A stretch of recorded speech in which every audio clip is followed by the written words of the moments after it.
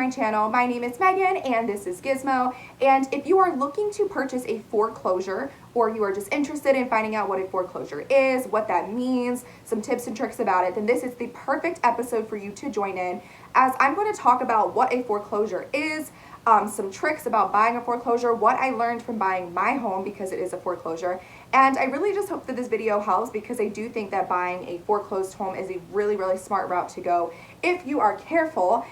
If you are new here, please make sure that you subscribe to my channel and turn on your post notifications. That way you don't miss any future videos to come from my channel. With that being said, let's go ahead and get into this. For starters, let's talk about what a foreclosure is. So a foreclosure is basically when a owner who purchased their home is not making payments on their home anymore. They maybe lost a job, whatever the circumstances, they cannot pay for their home anymore. And typically after about 90 days of no payment, the bank or the loaner officer or the loan group who gave the person or the family the loan goes in and says, okay, they're not paying this, so now we need to do a forced foreclosure, which basically means that they are going to give the people who were there a certain time amount of notice and kick them out of their home because they're not paying their bills. So it's very unfortunate. It does happen often, especially like when we're going through things like right now with COVID and all the crazy stuff that is happening. People tend to suffer through foreclosures.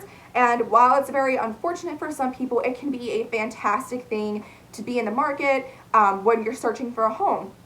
And why is that? So for starters, foreclosures do tend to be a little bit or a bit cheaper when you're looking in the market. Now, a lot of the time, those homes are not like fully renovated, the tip-top shape homes that you're going to, ideally, some people may want. But they are homes that have a lot of potential. They could be great homes. My home is a foreclosure. It is a 3-bedroom, 2-bath, and I paid about $70,000 less for probably $80,000 actually, less for what the home would cost if I didn't do it for a foreclosure. And it is a perfect home. It worked well for me. There were a couple renovations that needed to be done. Now, going back to, before I get to my home journey, I kind of want to just talk about, what are the steps in looking for a foreclosure. So it can be super complicated. I'm sorry, puppy is learning not to bite, right? No more biting. It can be super complicated when you're looking for a foreclosure. Foreclosures do have a significant amount of work that needs to be done of them. So sometimes what can happen is when a family is getting kicked out of their home, rightfully so, they get upset, they get, kind of discombobulated. They don't know what to do. So a lot of the times foreclosures have a lot of abuse towards the home. I've seen some homes that I walked into, there was gunshots in the house because I think they were just pissed and didn't want people in their home. There were like holes punched in walls. There was stuff stolen, like the light bulbs and the ceiling fans and just crazy, crazy things because people get angry and they take their aggression out on not wanting somebody else to be in their home, so they're going to destroy it. So yes, you will run into a lot of those. The second biggest issue that comes with foreclosures is a lot of the time, because the bank owns it and it's not like coming from a seller and they've already had to go through the process of selling it once and it not working out, and then they have to resell it, you can run into a lot of like kind of crappy financing situations where they either want you to have the cash up front, or they won't help you with a down payment, or they don't help you with paying closing costs, and pretty annoying situations when it comes to foreclosures. But that's why, as I mentioned in my previous video, which I will link above here, that I talked about how the importance of finding a trusting and good real estate agent is, because they can really understand and be able to work better with the banks and kind of explaining and understanding more about what they can get out of helping you during the process of looking for a foreclosure. Puppy! He's gonna yell now. Anyway, so that is a foreclosure, and that's kind of what it is and the difficulties of buying a foreclosure. So to add to that, just 5 points that I want to kind of mention is, one, like I mentioned, foreclosures are sold as is. So they do not have to, and they most likely will not help you with any renovations that need to be done, any bonuses, anything like that, even if there's holes. Or I remember one foreclosure I was looking at had a huge hole where a tree fell in through one of the rooms, and it was like the perfect house other than that, and I really, really liked it, and I was like, okay, I can handle this. But once I figured out how much it was going to cost to fix that, I ended up backing out of that offer, because they do not have to help you. Where if you're buying a brand new home and something was wrong, a lot of the times the banks or the sellers or whoever the case is will help you with those renovations. So that's number one to remember and keep in mind when it comes to a foreclosure. Number two is you want to go ahead and get your pre-approval for your loan, because you really want to know where your price range is, and you want to do this whenever you're buying any home at all. So to be 100% honest, when I was pre-approved for my home, I didn't get approved for more than $200,000, but I also didn't want to get approved for more than $200,000 because I did not want to have a mortgage that was based off of $200,000. So knowing your price range when you go into buying any home is super important, because then you know not to get your hopes up looking for something that you just can't afford. So that's the second point to keep in mind. Three, as I mentioned, find a real estate agent. I cannot stress this enough. You think you can do it on your own, but it is super overwhelming, and you will probably get played, and it's very, very annoying, and you run out of options, you lose money, and it's just so not worth it. So find an agent, shop around for an agent. Again, I linked to the video, so make sure you watch that video about the importance of having a real estate agent, the do's and don'ts of purchasing your first home. All right, the next one is research the neighborhood that your house is in and see what their price on their home is, because sometimes the loan officer or the bank will put the price of the foreclosure extremely high because they want to try to get the best out of the person that's buying it.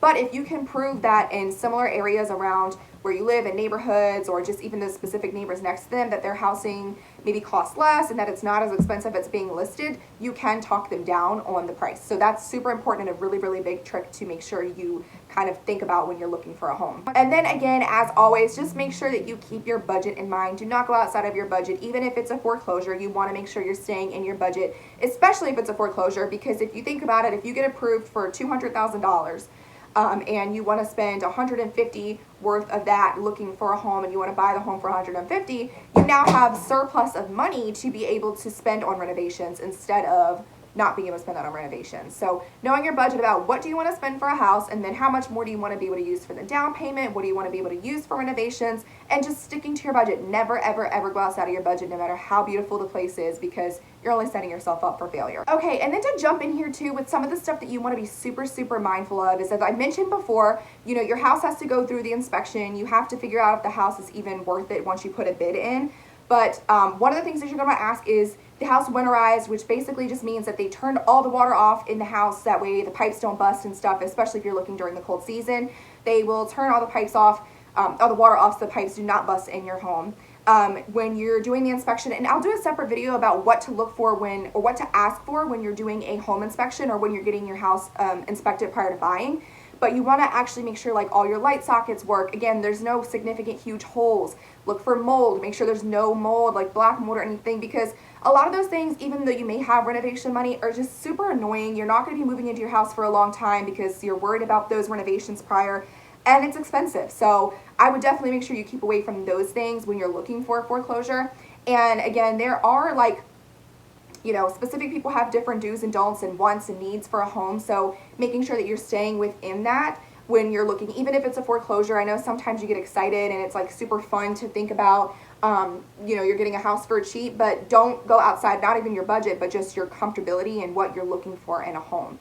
Okay, so now that that's done, I want to talk about my foreclosure journey, just to kind of share a story with you guys and kind of how I went about it. So I knew when I was buying a home, I am a very cheap person. You guys will learn that over time on my channel, but I knew that I did not want to spend a crazy amount of money on my home, because I always grew up not wanting to be house poor. I wanted to be able to live my life and go do things and enjoy my life. So I did never want it to be house poor where I was just spending money paying for my bills and my mortgage.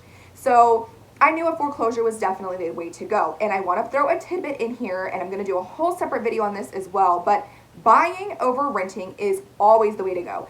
Always. So I will again explain this in my other video, but prior I was renting an apartment that was only a 2-bedroom, 1.5 bath, and it was $1,150, okay? I bought my home, and it is a 3-bedroom, 2-bath, and I pay $979. So the difference between buying and renting is just, it's amazing, and you have to do it. So we're going to talk about that in another video. But anyway, so when I was looking for a foreclosure, I knew what my price range was, where I wanted to be. I knew what I wanted to spend on my mortgage. I knew that I had paid $1,150 at my other apartment. So when I was buying, I did not want to spend more than $1,000. And when I tell you, my agent is the plug. Like, she was amazing. I'm going to put her information in the link below for you guys to look at. But she absolutely just was so patient with me, because I was like, hey, here's what I have down for a down payment, here's my situation, here's where I want to be, here's what I need in a house, and here's how much I'm willing to spend. Is this realistic? And if it's not, that's okay, but I will figure out another plan. And she was like, well, it's going to be a little tough, but it's realistic. And like I mentioned, it took me almost 2-3 years to find the home that I'm in now. So, just knowing, again, what you want and your range and not going outside of that is super, super important. But so when I was looking for foreclosures, again, I knew that I wanted at least 3 bedrooms and I wanted at least 2 baths. I knew that I absolutely needed a yard. That was important for me. I never wanted to be in a townhome situation where I had like this much yard or you could spit on the neighbor's house. So having the yard was super important, having somewhere to park. And, the kitchen and living room area, I wasn't that worried about it, because I'm like, you can fix those things. You can always make those things prettier and better. So I found homes, multiple homes that I looked at.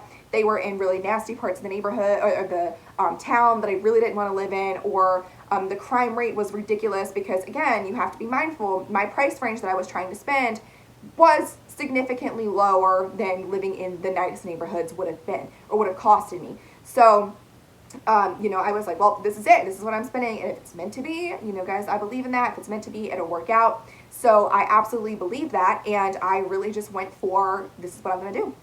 So after, again, about that amount of time, I found the home. I think I had looked through about probably 10 to 12 different homes. I visited them, and I even put in some bids and some offers on other ones. And I lost some, which were fine because it ended up not being my home. And, I backed out of a couple after an inspection or 2, and then I ended up with my home. And comment down below if you guys would be interested in doing a home tour. I would like to share that, so I'm probably going to do it anyway, but I want to see who's interested. I would like to kind of do a before and after, because I did take pictures and videos of what my house looked like. And to go and kind of explain that, when I got my home, the walls, first of all, were disgusting. Okay, it was like literally so dirty in here. The trim, like on the slide door and the front and back door, were filthy. It looked like people had never ever cleaned it. There were kind of like patches in the walls. The colors were just really ugly, dark, really ugly colors. The kitchen is really not functioning, so that's something that I really know I need to focus on and fix, and I will. That's part of my goals. But some of the cabinets don't have like the shelving in it. The drawers, I don't even have a silverware drawer. I had to buy like a little thing on the counter to put the silverware on, because it's missing the whole bottom of the shelf or the drawer. So some really crappy things like that. But I knew that there was potential for the home, and that these are projects that can be done over time. I hated carpet, so every single bedroom had carpet in it, and I'm going to do the tour and show you guys what it looked like before. But they had dirty, dirty, dirty carpets on there. They smelled like animals had been like peeing and pooping in it, and they just really didn't do a good job cleaning it, so they stunk. It was really nasty. And so literally I bought my house, I think it was like a Thursday, went to closing, did the paperwork, which we can also do another video on that. So comment below if you'd be interested about the paperwork, the closing process of buying a home, because that's very tedious. And so we went to closing, and I think that afternoon I bought all my paint, I bought my hardwood floors. I came in and cleaned. We cleaned like hell. My mom, my siblings, and we came in and we really cleaned everything down. A couple of my girlfriends came and helped. We cleaned everything. We literally pulled all the carpet out of the bedroom. Day 2, I think we swept, cleaned all under that. Day 3, we put all the hardwood floors down. My dad did a really good job helping move the hardwood floors. We also went the cheaper route and got like the fake hardwood floors that are like Pargo, so they literally just snap together and they look absolutely beautiful. They were just a lot cheaper. They were like $600 cheaper than actual hardwood floors, so they work and they're beautiful. So we did that day 3, and then I think after that we painted everything. We painted all the rooms this pretty gray color that I'm obsessed with. Redid the trims and then moved everything in. So I think it took maybe a little bit over 6 or 7 days, and I was in my home. But I knew buying a foreclosure, there was some stuff that needed to be done, because again, it was dirty, it was a mess, it was not a good situation. So once I kind of knew that and I had that in my mind, I was able to see the potential in the home, and this was the only home that I really, really fell in love with. I'll show the outside of the house too, but it's more of like a Cape Cod setting, which I really like. And for those of you who don't know what a Cape Cod is, it's kind of like a farmhouse.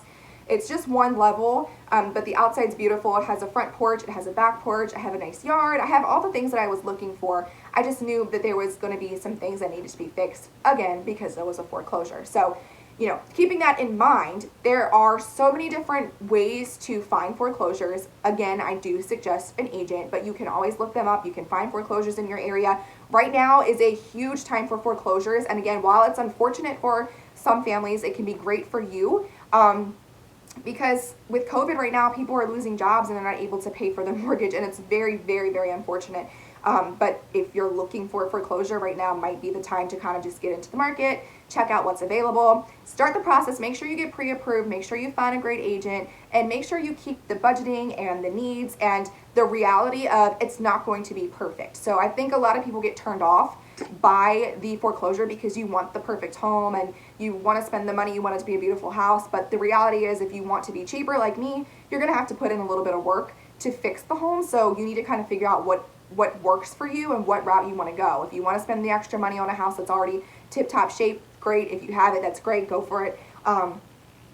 And for me, it wasn't that I didn't necessarily have the money. I just did not want to be tied to a $2,000 mortgage where I could only pay less than $1,000 for my mortgage.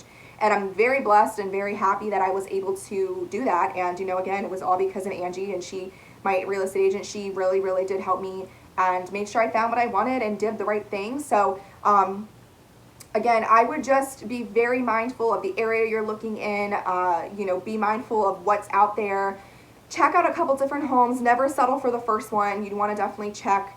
And just the biggest thing is to remember that if it's meant to be and it's your home, it's going to work out. So don't get discouraged when somebody else, because this is what tends to happen with foreclosures, a house might be listed for $150,000, but because it's so much cheaper than what somebody was willing to spend, they'll put in a bid for $180,000 or $210,000, and you're going to lose the house if you only paid $150,000 because greedy bank people are going to take the bigger offer. So try not to get too discouraged if you lose the bid and you don't end up with the house. It just means that it wasn't meant for you, and that the most perfect home is coming for you. That hurt.